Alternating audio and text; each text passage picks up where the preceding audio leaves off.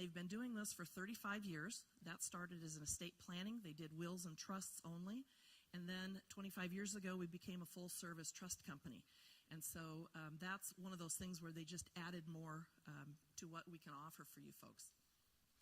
We currently manage $600 million in fiduciary assets, shares with our clients the value of the excellence and integrity and commitment to ministry. And we put the best interests of our clients first. I thought it was wonderful when we met with the president of Covenant Trust Company, Ann Wiesbrock, and she said, you know, what our goal is to make more money for our clients than make money on our clients, because we want to make money for ministry, not for us. And I think that's really a wonderful way to look at it. Empowering generosity. This is an interesting thing because the seeds planted are those things that are already going on. There's already, I don't have my glasses on, 75 million that have already been delivered for future ministries.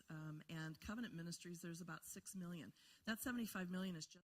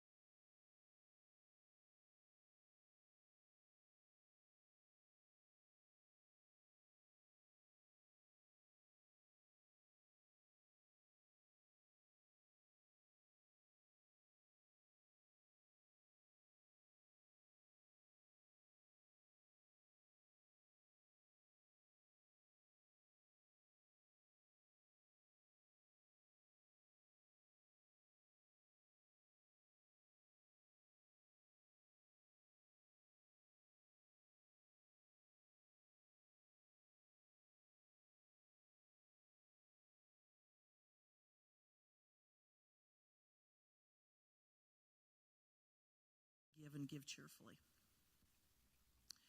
So we have asset managements. We manage investment management accounts, and we also manage ministry endowments.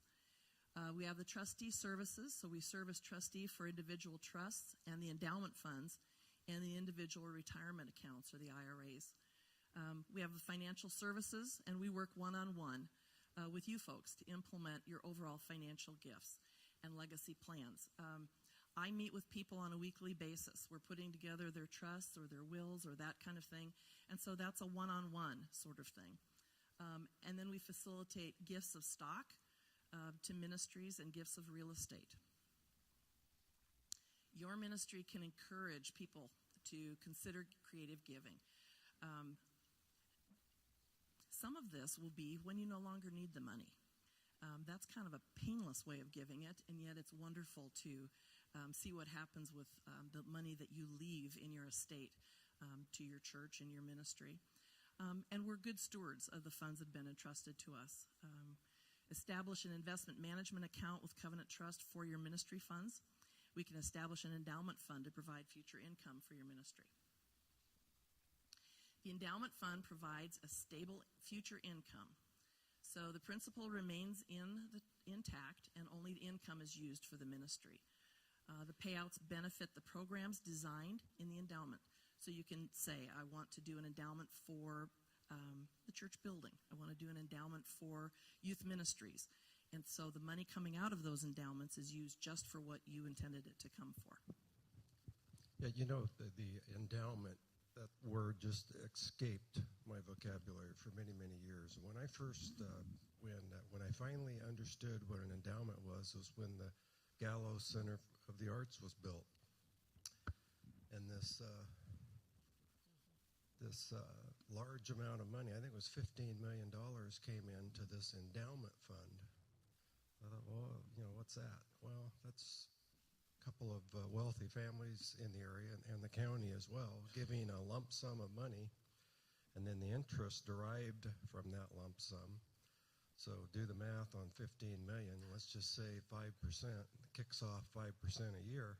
That helps go towards the costs and expenses of the Gallo. So an endowment for our church would look like, let's just say it's $1 million. The interest it would kick off every year, 50,000 at 5%, would go to pay for expenses for the new building. So that's what an endowment can do. Pretty powerful. Yes, it eliminates a lot of people in that it takes a lot of money to fund one, but for those that can, it's a pretty powerful tool, and it's ongoing. It goes for many, many years. I'm glad Gary stepped in. I can put my driving glasses on and not flying blind anymore. Okay. The endowment fund will grow over time, and Covenant Trust Company will manage those assets. The earnings in excess are reinvested back into the fund, and the ministry and you folks can contribute and keep funding that. That's a really interesting piece, because sometimes things go in and they're locked. This endowment fund you can keep adding to a long time. The investment management account, yeah. When it's an endowment account, the principal remains. Okay, so that remains intact for the future, but you can take out. Yeah, in order to qualify for if an individual does it, in order to qualify for the tax deduction, it has to be irrevocable. So once it's committed, it's out of your estate. But the investment management account is a little bit different, and I've had some churches recently that have chosen to do this, particularly because they use a fund for scholarships for kids to go to camp.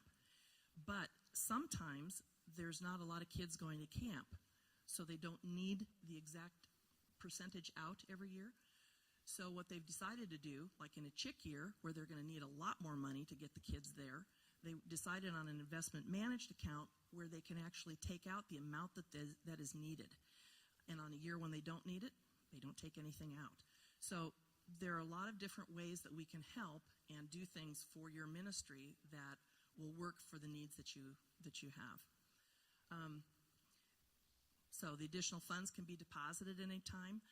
You can find that for church building things as well as youth ministry, pastoral staff, continuing education. I'm seeing a lot of those coming now. And, sometimes people will leave that in a memorial. Memorials need to go too, and so money can be added to that at that time. You can contribute to the ministry's endowment fund. You can include your ministry in a revocable trust or a bequest or as a beneficiary of insurance policy or an IRA. Now, a lot of people have never thought about that before. But if you don't have a lot of money and you want to be able to leave something, you can use a percentage of, maybe you have a life insurance policy and you want to leave a tithe. You can make Modesto Covenant Church a beneficiary of a percentage on your life insurance. You can also do that on your IRA. You can also do that in your trust.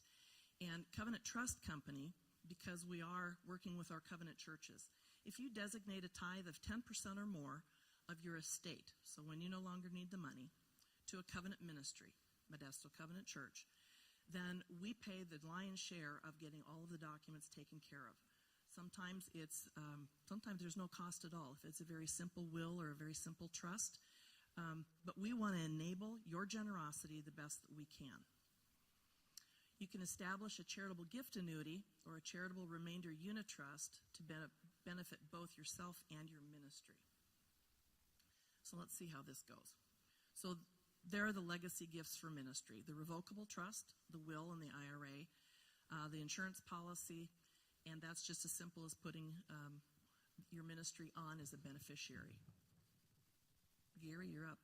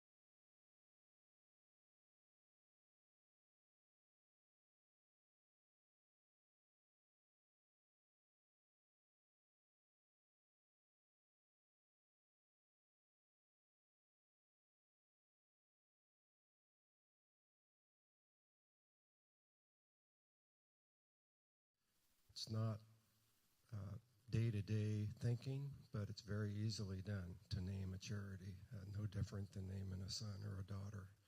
And it's a piece of it. Let's talk quickly about charitable gift annuities. Correct me if I'm wrong, but is that an alternative for, say, people in their 60s, 70s, and 80s, and instead of maybe using a CD, they would fund a charitable gift annuity? Okay, a charitable gift annuity, you would put in X amount of dollars, and then you would get out so much annually. It's a wonderful way to help with taxes because what will happen is that while you get a lifetime income stream off of that charitable gift, because it's going to a charity, we're considered a charity as the church. When you die, then what is left in that annuity goes to the charity, the church, the ministry that you have named. So that's a really good way of handling things when it's called a charitable gift annuity. And when you're older and you just need a stream of income, but you don't want to be paying those taxes, we have a lot of people that do those. And the truth is, again, I see it in the business where people have a $30,000, $40,000, $50,000 CD, and every 6 months, a year, they just flip it, and they just keep flipping it. It's safe. It's not going. It's fairly liquid. Pays a minuscule interest, but you can get a lot more interest through a gift annuity. And truth be told, this $50,000 just gets rolled out, never gets used. It's a security blanket. It never gets used. And for the loss of that blanket, you can get a lot more income while you're alive. The older you are, the more income, because it's set up that way. If you do it at 40, you're going to get less. If you do it at 80, you're going to get a lot more. So, my opinion, it's way underutilized, and I don't think it's because people are tight. It's just an education situation. So, but those are out there, and it's a great thing. This donor advised fund, yes.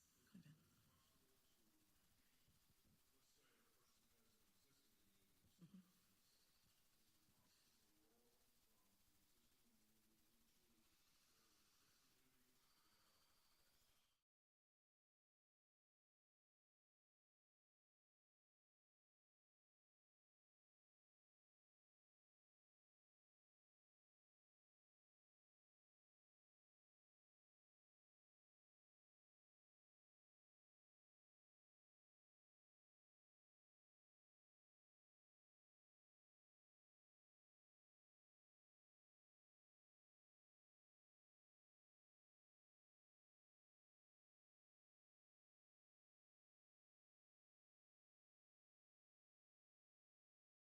Today, it is an irrevocable gift. So on the right there, it gives you kind of the logistics. So $25,000 is the minimum initial gift, and you get the tax deduction right then.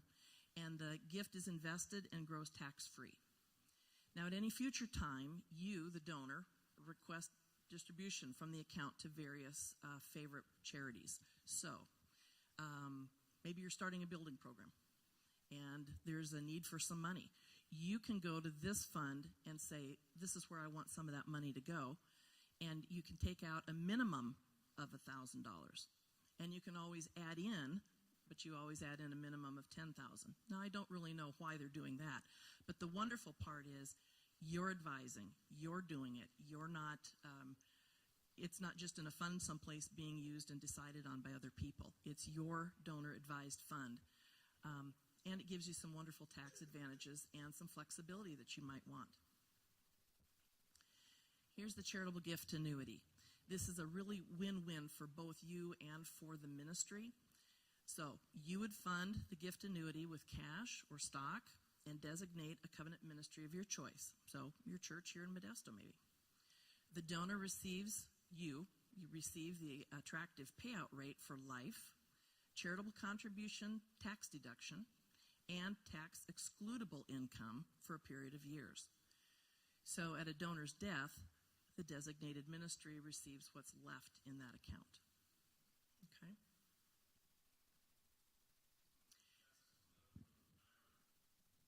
Pardon me?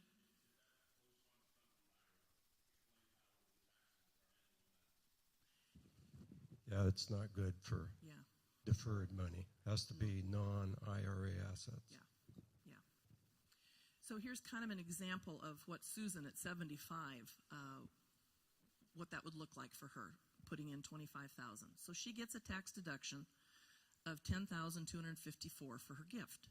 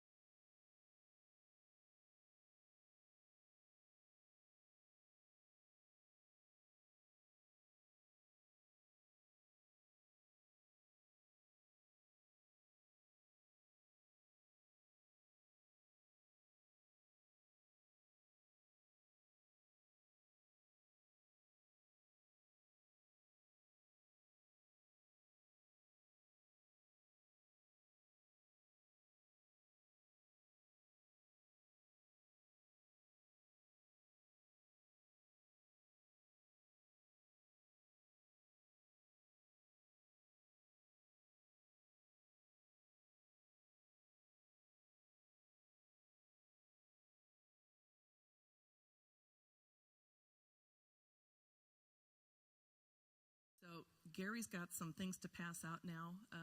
Has this brought up some questions that you'd like to ask? What I do pretty much on a daily basis is I work with folks who want to do trusts, want to do their wills. Recently, I have done a lot of wills and trusts with folks who have special needs kids that they want to take care of, and there's a special way that must be taken care of so that the kids don't lose any of the aid that they would be getting from a state or a federal institution. So there are special things that need to happen with that. And just having things in order, just making sure that everything is going to go smoothly. for your family for the future is really wonderful. So I do that. I do a lot of investment management accounts. There's a lot of folks who have changed jobs more often. You know, my dad's generation, he had one job his whole life. That's not how it is for us anymore. So if you've worked at another couple of places and you had IRAs there, you can roll those IRAs into one IRA with Covenant Trust Company, and it's all diversified within there, but you've only got one statement that you need to look at. You know where everything is at, and it just makes life a lot easier for a lot of people. Yeah.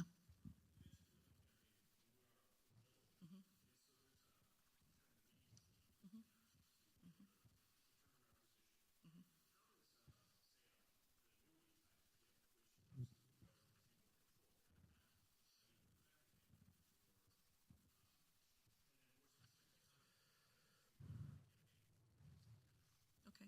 Gary, why don't you?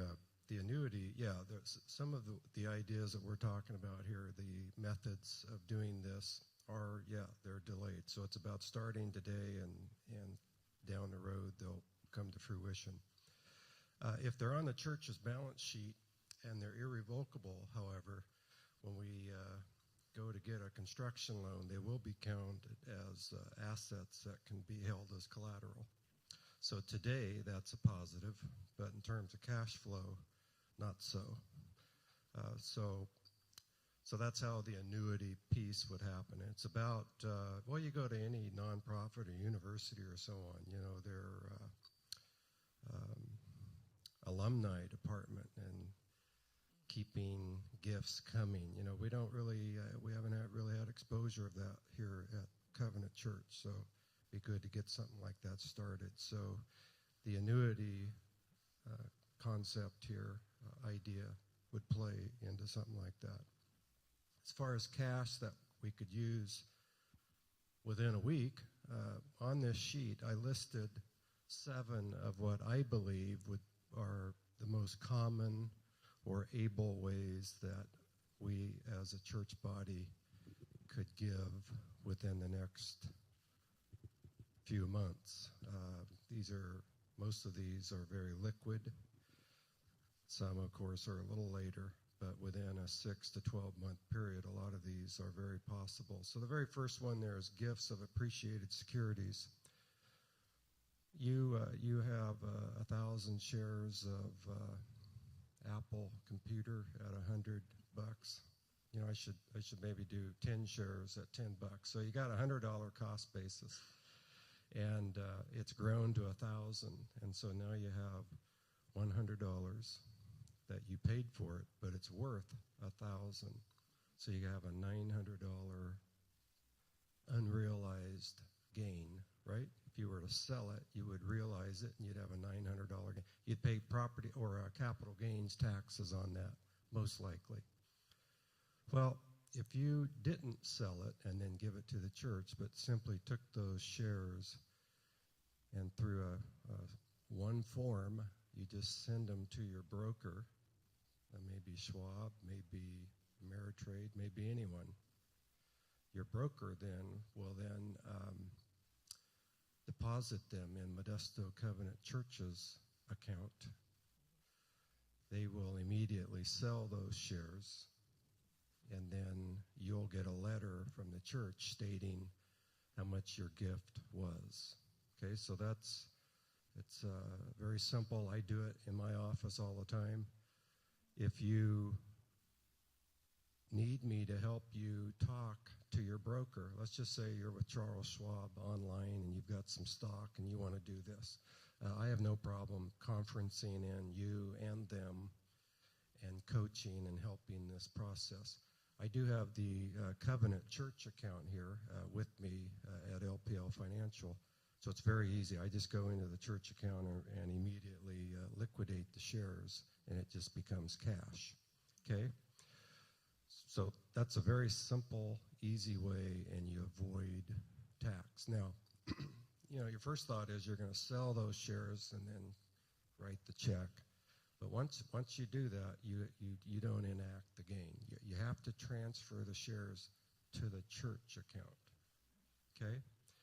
Another one would be gifts of personal property or gifts of real estate, number 4.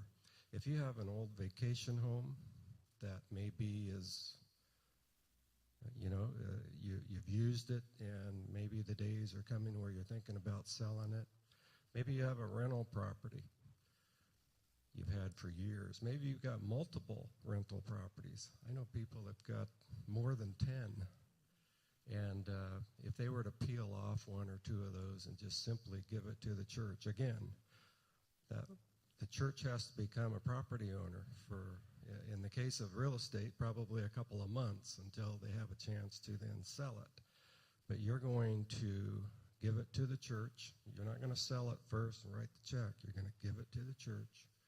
The church will then sell it. They become the owner, and then they sell it. So what you did with your rental is what you paid $100,000 for, and the church just sold it for $200,000. Is that $100,000 gain is not taxable to you? You bypassed the tax. So that's I think something that's really in play in this church here. I think there's lots and lots of rental properties out there where this could maybe fit with people within our church. Number 2, there are gifts of personal property, jewelry, cars, maybe even a boat. Okay, again, you inherit these, or perhaps you've had them for years. They have some value. I write here that you would need to consult with a tax professional because it's about assessing the value of that. But if you were to donate a car, for instance, to the church, I don't know, the board hadn't acted on this, but I'm assuming that we're going to accept that car. Again, you give the car, you sign over the title. Once the fair value is established and the church then sells the car, that's going to be your contribution. It's not what you think it's worth or so on, but it's the fair market value of that. So again, anyone needs a referral for a tax professional or so. If you don't work with one or so on and need a referral, I'd be more than happy to help you there if you need that. Gifts of life insurance. Again, this one is just super simple, but there's a couple of ways here. You can take out a policy on your life. And life insurance is great for leverage because you can put $50,000 of premium in a life policy over 20 years, let's say, and leverage that 50 into 700,000. And all the while, the risk that you incur is the insurance company carries it. So you're looking at 7, 8, 9% rate of return on that, not counting that whoever receives it's going to get it tax-free. So add another 2-3% on there. So you're looking at 9, 10, 11% gain, $50,000 up to 500 or 700. Assume no risk. With those kinds of returns, at the end of the day, the payout goes to the charity. So that's pretty significant. If you do that, my first talking points there, the church needs to own it, okay? Not you. The church owns it, and but it's on your life, and the church is the owner and the beneficiary. So the church receives the premium notices. They'd probably, they'll let you know, and of course you make the premium payments through donations. So that's one way to start a new one, okay? And again,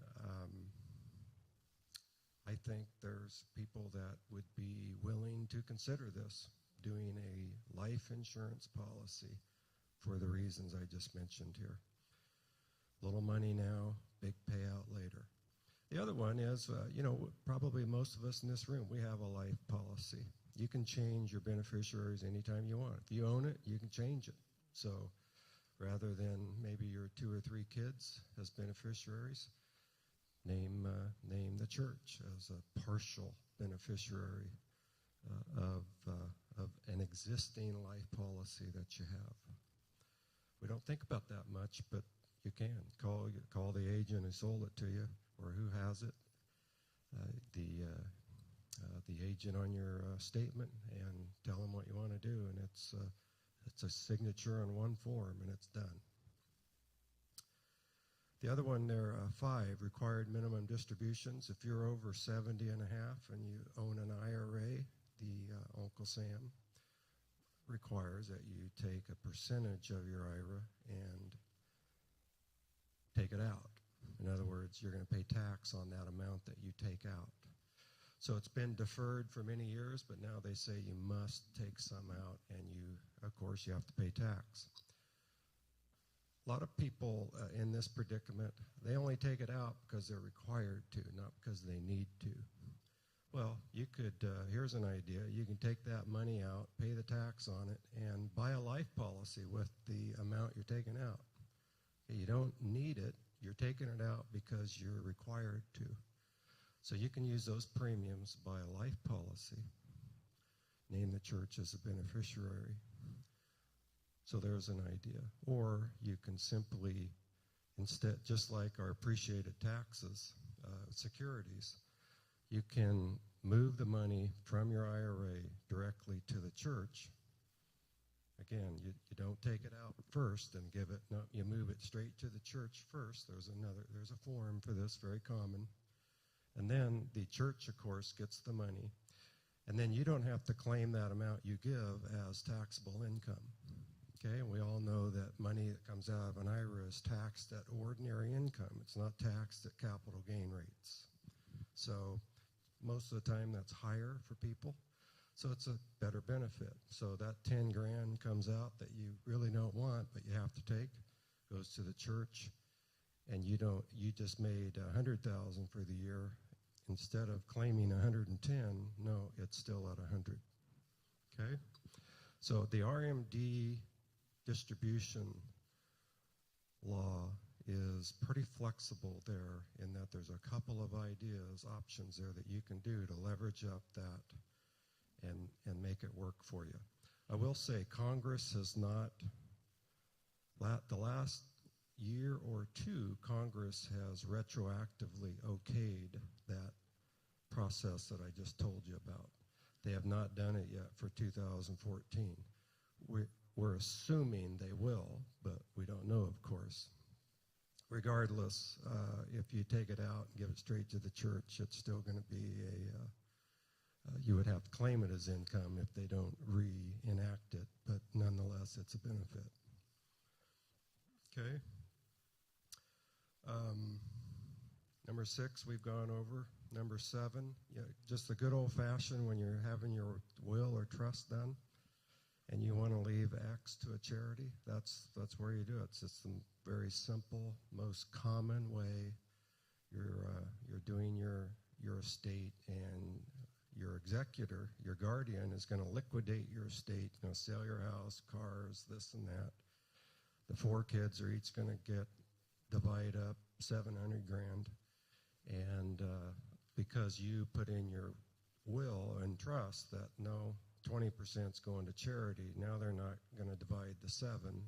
It's going to go 5 ways instead of 4. Very simple, easily done. If it's not done now, you can always call your attorney where it is. If they do annual reviews and don't charge you, that'd be great. But it's pretty simple to do. It's worth the $100 to have it done if they ding you.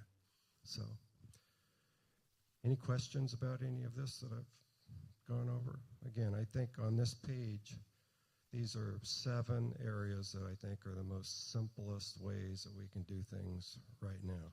Bill?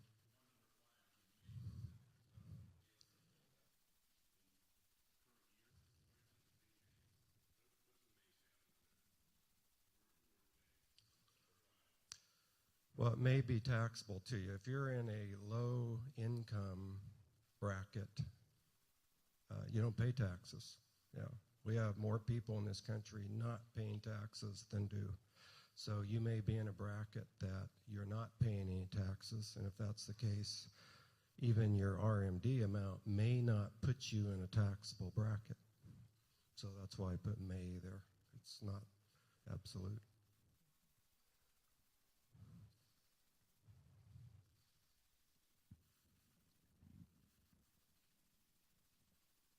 questions, comments? That charitable gift annuity, going back to that Karen was talking about, again, to me, that's CD money.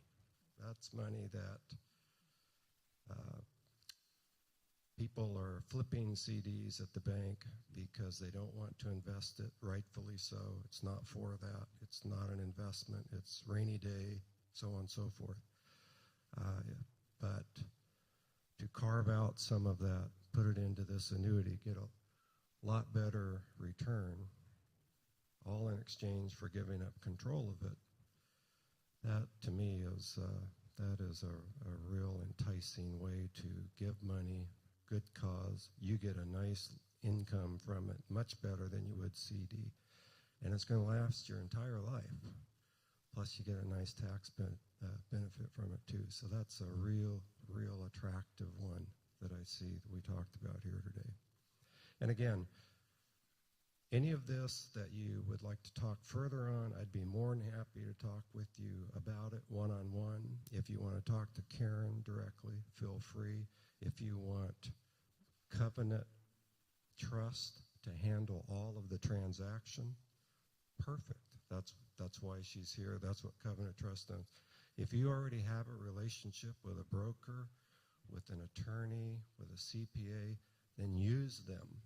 You don't need to use Karen. You certainly don't need to use me. Use your current advisor or professional. If you need help with them, you don't quite know how to put it into words to them that you want to do, I'd be more than happy to talk to them with you and for you. That's what I do. I can do that very easily. So it's not a threat to you. You're not revealing information. I'd be happy to help you make that call and get that started so they understand what you want to do. And Karen, likewise, through the organization there. That's what they do. They're in Chicago, right?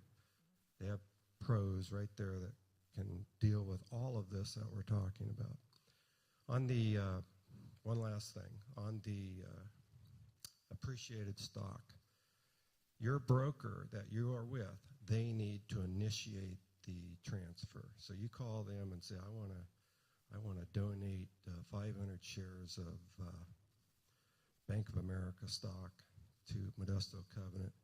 What form do I need to do that? And they'll go online, download it, fill it out, and it's going to go to the church. The church is going to accept the shares, and it's called a DTC process, but it's electronic transfer of those shares to the church. Roxanne, as our financial secretary, is going to see them there, and she's say, Gary, we got all these shares in the church here. Sell them, please. Yeah. And so that's what I do, and it comes to cash, and then you've been in contact with the church, instructing them as to how you want that donation given. So simple, it's easy, it's very liquid, very fast. So that's how that works. Okay. Well, if we don't have any other questions, let's give. Oh, Bill, we got.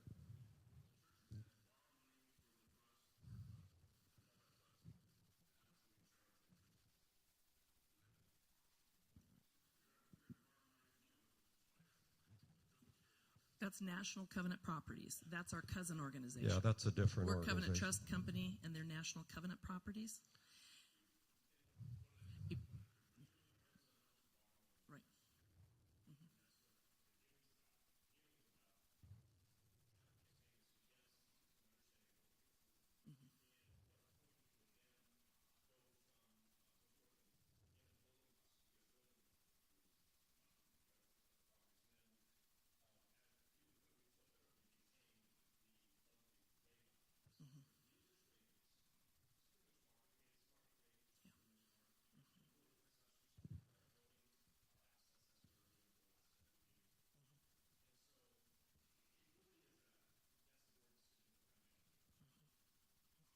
Got a question right here.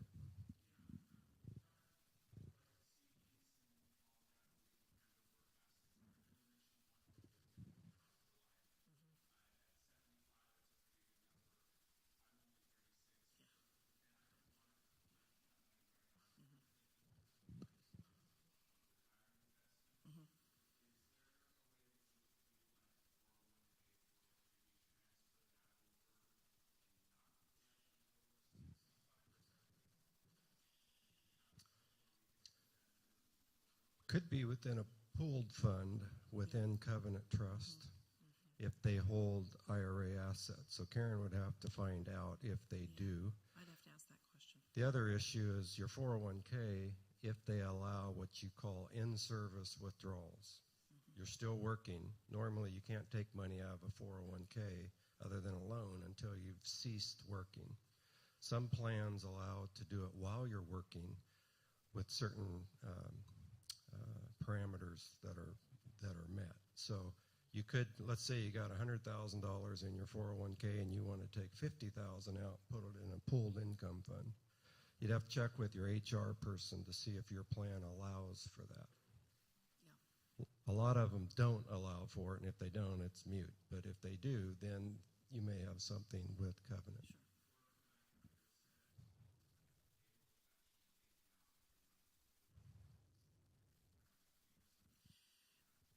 That would have to be your 401k kind of thing, because an IRA, you're adding it into it. But I know that we're really close on time for the next service. So I want to say I've got a lot of information up here. There's some on charitable remainder unit trusts and the gift annuities, revocable living trusts and wills, and my business card, and IRAs and investment management accounts. So pick up any of those things and give me a call if you'd like to meet one-on-one or with Gary one-on-one to answer some of those specifics. Well, let's that would be talk really helpful. afterwards, because Yeah. I know you got a question there. Yeah, that would be good. Let's give Karen a hand. Thank you so much, Karen, for joining us. Let me close in prayer. If you have questions, feel free to stay afterwards, and we'll talk. Father, we thank you for this time that we've been able to have and share this morning. Lots of topics, lots of potential, lots of possibilities. Lord, we would just ask that our hearts would be pliable and open to listening and considering. We thank you for the tremendous wealth that you've given this country, Father, this area, this community. And Lord, just bless us. May we choose to walk in obedience with you, Lord. We pray this in Jesus' name. Amen. Thank you.